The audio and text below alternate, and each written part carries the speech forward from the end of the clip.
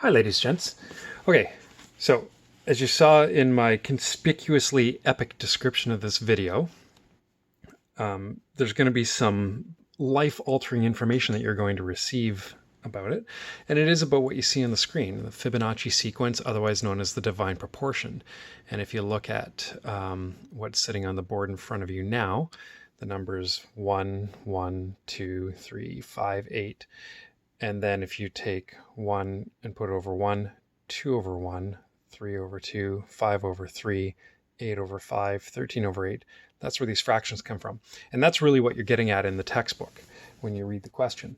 And you're turning all of those into decimals. And the point of it, you'll see as we move on to here. But that's not the mind-blowing part. That's just purely, a kind of neat math coincidence. How it relates to the world around you and how architecture has been designed, art's been designed, even how your body's put together and other things that exist in nature is the really, really cool, weird part. What I'm getting this from is this book. Hopefully you can see it okay, called The Da Vinci Code by Dan Brown. It got really popular when the movie came out, and a lot of people got really freaked out about it.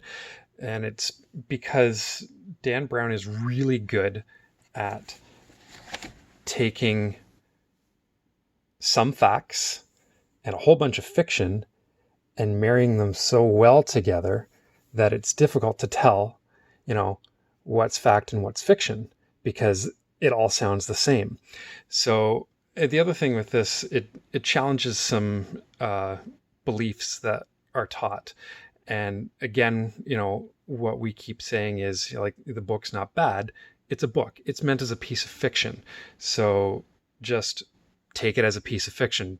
Don't completely, rewrite your views of your entire life, because he does his job so well. Okay. So it's a tremendous read. And I think at grade 8, you can handle it if you're interested in it. So,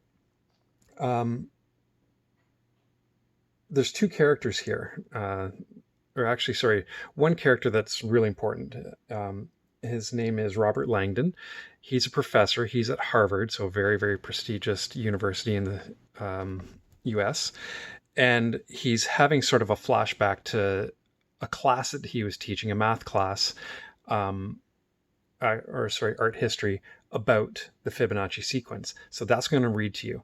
And then what you're going to see on the screen is his PowerPoint presentation, or his slides that he'd be presenting to his students in class. I kind of recreated it. Okay, so here we go. So this is Robert Langdon that we're talking about. He felt himself suddenly reeling back to Harvard, standing in front of his symbolism and art class, writing his favorite number on the chalkboard. 1.618. Langdon turned to face his sea of eager students. Who can tell me what this number is? The long-legged math major in the back raised his hand.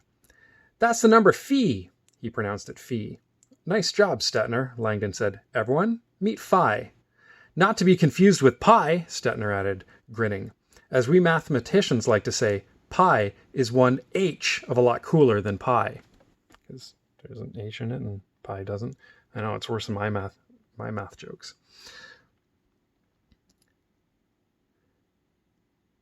Langdon laughed, but nobody else seemed to get the joke. Stettner slumped.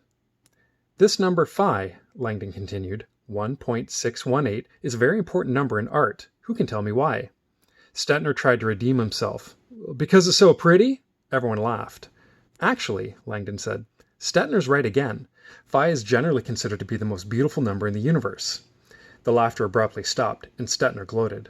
As Langdon loaded his slide projector, he explained that the number phi was derived from the Fibonacci sequence, a progression famous not only because the sum of the adjacent terms equaled the next term, but because the quotients of the adjacent terms possess the astonishing property of approaching the number 1.618, phi. Despite phi's seemingly mystical mathematical origins, Langdon explained, the truly mind-boggling aspect of phi was its role as a fundamental building block in nature. Plants, animals, even human beings all possessed dimensional properties that adhered with eerie exactitude to the ratio of phi to 1. Phi's ubiquity in nature, Langdon said, A small aside here, ubiquity, if something's ubiquitous, it means that it's everywhere. So phi appearing everywhere in nature is what he's saying. Phi's ubiquity in nature, Langdon said, killing the lights, clearly exceeds coincidence, and so the ancients assumed the number phi must have been preordained by the creator of the universe. Early scientists heralded 1.618 as the divine proportion. Hold on, said a young woman in the front row. I'm a bio major, and I've never seen this divine proportion in nature. No? Langdon grinned. Ever study the relationship between females and males in a honeybee community? Well, sure. The female bees always outnumber the male bees. Correct. And did you know that if you divide the number of female bees by the number of male bees in any beehive in the world, you always get the same number? You do? Yep. Phi. The girl gaped. No way! Way! Langdon fired back, smiling as he projected a slide of a spiral seashell. Recognize this? It's a nautilus, the biomajor said. A cephalopod mollusk that pumps gas into its chambered shell to adjust its buoyancy. Correct.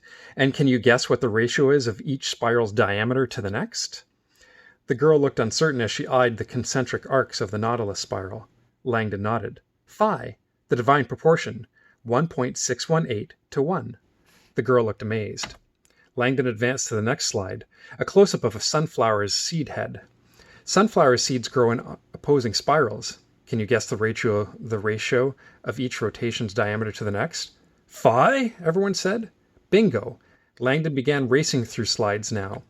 Spiraled pinecone petals, leaf arrangement on plant stalks, insect segmentation, all displaying astonishing obedience to the divine proportion. This is amazing, someone called out. Yeah, someone else said, but what does it have to do with art? Aha, Langdon said. Glad you asked.